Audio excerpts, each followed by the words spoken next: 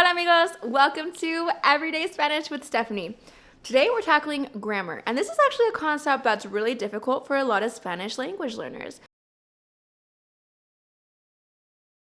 But don't worry, because like always, I've got a game-changing approach that will transform the way you look at Spanish grammar from here on out. Let's get started. Spanish grammar can be overwhelming, especially when it comes to verb tenses. With the 18 verb tenses in Spanish compared to the 12 in English, it's no wonder that so many learners struggle with this. Add to that irregular verbs, the subjunctive mood, and all the complex rules, it's enough to make your head spin. But what if I told you that there's a mind-blowing trick to make all of this so much easier? It's called the language family strategy, and it's going to change the way you look at Spanish grammar forever. Are you ready to unlock the secret to mastering Spanish grammar? Let's dive in. Now, when linguists talk about language families, they're usually referring to languages that share a common ancestor. But we're going to use this concept just a little differently. In our language family strategies, we're going to be grouping similar grammatical concepts together, just like members of a family. Instead of trying to memorize all 18 tenses as isolated entities, we're going to divide them into families based on their relationships with one another. This is going to help you start seeing the connections and patterns between the tenses, making them so much easier to learn and remember. Let's start with what I like to call the present family. This family has 3 key members who are all related to the present in some way. The members of the present family are the simple present, the present progressive, and the present perfect. Let's break these down. The simple present is kind of like the head of household.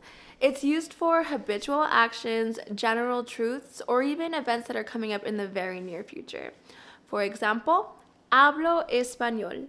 I speak Spanish. Next, we have the present progressive, which is used for actions that are happening right now. It's formed using the present tense of the verb estar plus the gerund. For example, estoy hablando español. I am speaking Spanish. Finally, there's the present perfect. This is used for events that started in the past but have continued on into the present or have a present result. It's formed using the present tense of the verb haber plus the past participle. For example, he hablado español por muchos años. I have spoken Spanish for many years. See how they're all related to the present in some way? That's why they're all part of the same familia. By thinking of these tenses as a family, you can understand how they relate to each other and when to use each one. Now, let's move on to the past tense family. This family is all about actions that have already been completed, but as you'll soon see, there are different ways to talk about the past in Spanish. The past family includes 3 key members: the preterite, the imperfect, and the past perfect. Let's break these ones down. The preterite is used for completed actions in the past. For example, hablé español ayer. I spoke Spanish yesterday. The imperfect tense is used for habitual or ongoing actions that occurred in the past. For example, cuando era niña, hablaba español. When I was a child, I used to speak Spanish. The past perfect is used for actions that occurred before another past action. It's formed using the imperfect tense of haber plus the past participle. For example, había hablado español antes de mudarme a España. I had spoken Spanish before I moved to Spain. All of these tenses deal with actions that happened in the past, but each has a specific use. By thinking of them as a family, you can more easily understand how they relate to each other and when to use each one. Finally, let's look at the future tense family. This family is all about events that haven't happened yet or hypothetical situations. The future family includes the simple future, the conditional, and the future perfect. Let's see how each of these work. The simple future is just used for actions that will occur in the future. For example, hablaré español mañana.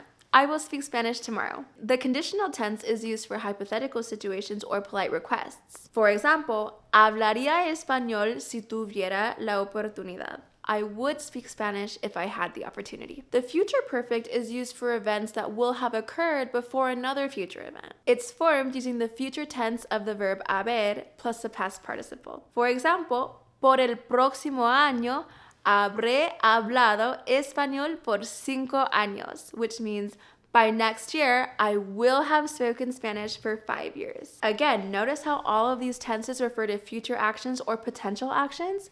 That's why we refer to them all as part of the same future tense family. Now let's talk a little bit about the subjunctive. The subjunctive is more a mood rather than a tense. It's used to express things that are not certain or things that aren't real. Think of the subjunctive as kind of like a parallel universe.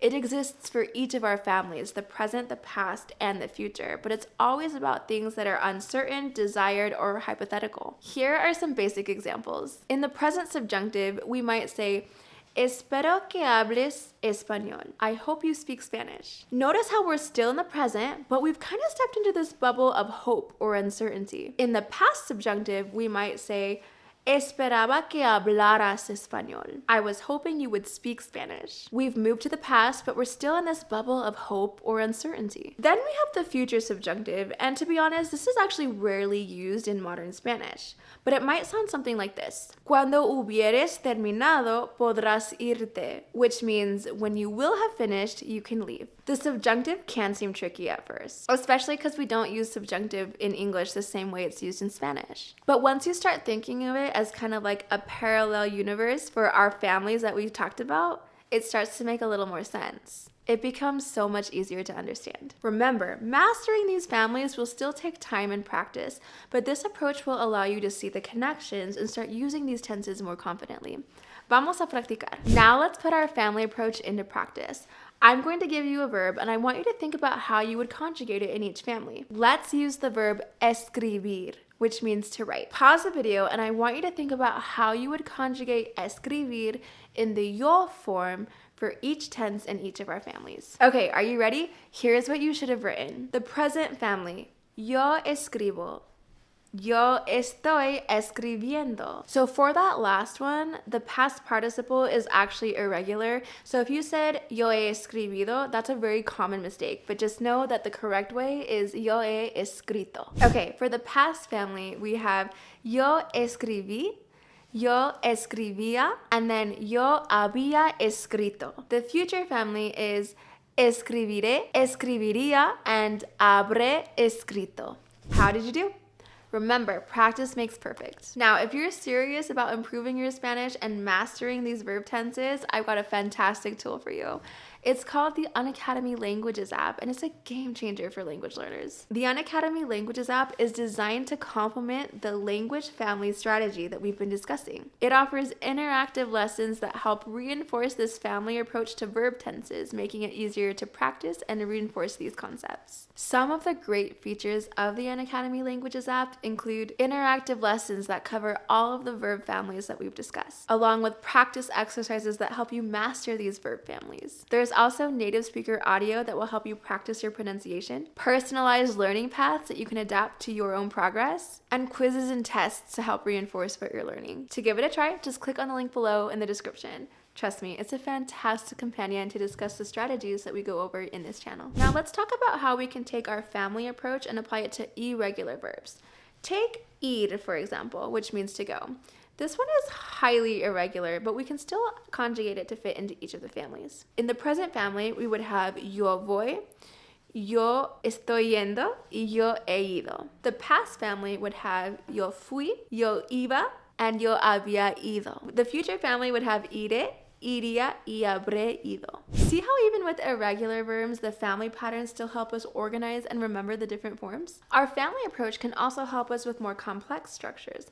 Look at how we can apply it to the passive voice, for example. In the present family, we could say, El español es hablado en muchos países. Spanish is spoken in many countries. El español está siendo hablado ahora. Spanish is being spoken now. El español ha sido hablado aquí por siglos. Spanish has been spoken here for centuries. The past family would go like this. El español fue hablado en la reunión. Spanish was spoken in the meeting. El español era hablado en mi casa. Spanish used to be spoken in my home. El español había sido hablado antes de mi llegada. Spanish had been spoken before my arrival. For the future family, we can say, El español será hablado en la conferencia. Spanish will be spoken at the conference. El español sería hablado si hubiera más tiempo. Spanish would be spoken if there was more time. El español habrá sido hablado por todos los estudiantes. Spanish will have been spoken by all the students. students. By applying our family approach to more complex concepts, we can take even advanced grammar and make it much more manageable and easier to remember. Remember, amigos, mastering Spanish grammar takes time and practice, but with this family approach, you have a powerful tool to make it more logical and less overwhelming. Keep practicing, keep learning, and soon you'll be navigating Spanish grammar with ease. All right, amigos, let's recap our language family strategy. We've learned that instead of trying to memorize 18 different tenses in Spanish, we can group them into families. We have the present family, which has the simple present, the present progressive, and the present perfect. The past family has the preterite, the imperfect, and the past perfect. In the future family, there's the simple future, the conditional, and the future perfect. The subjunctive family has the present subjunctive, the past subjunctive, and the future subjunctive. By thinking of these tenses as families, we can better understand their relationships and when to use each one. This approach simplifies Spanish grammar and makes it easier to learn and remember. Now let me share some additional tips that can help you master grammar in Spanish. Number 1, create family verb charts. Make visual aids grouping all the tenses into their families. This helps reinforce the connection. Number 2, focus on mastering one family before you move on to the next. This prevents overwhelm and can help build a solid foundation. Number 3,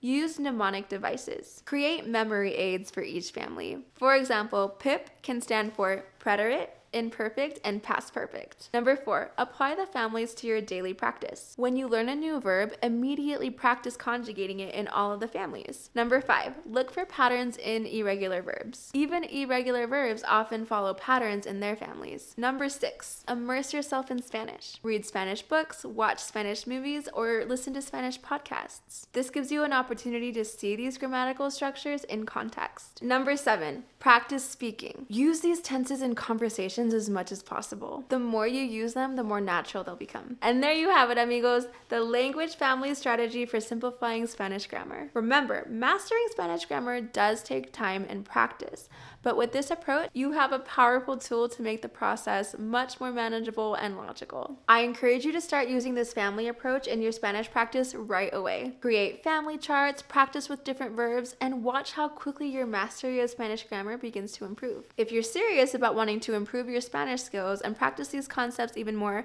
I highly encourage you to check out the Unacademy Languages app. It offers interactive lessons that reinforce the language family strategies, along with interactive lessons, native speaker audio, and individualized learning paths. It's an excellent companion to the concepts that we discussed in this video. If you found this video helpful, don't forget to give it a thumbs up and subscribe to our channel for more Spanish learning tips and tricks. And I'd love to hear from you. Share your thoughts and experiences with this approach in the comments below. How has the language family strategy helped you understand Spanish grammar better? Remember, as we say in Spanish, la práctica hace el maestro. Practice makes perfect. Keep practicing, keep learning, and soon you'll be navigating Spanish grammar with ease. Hasta la próxima, amigos. See you in the next video.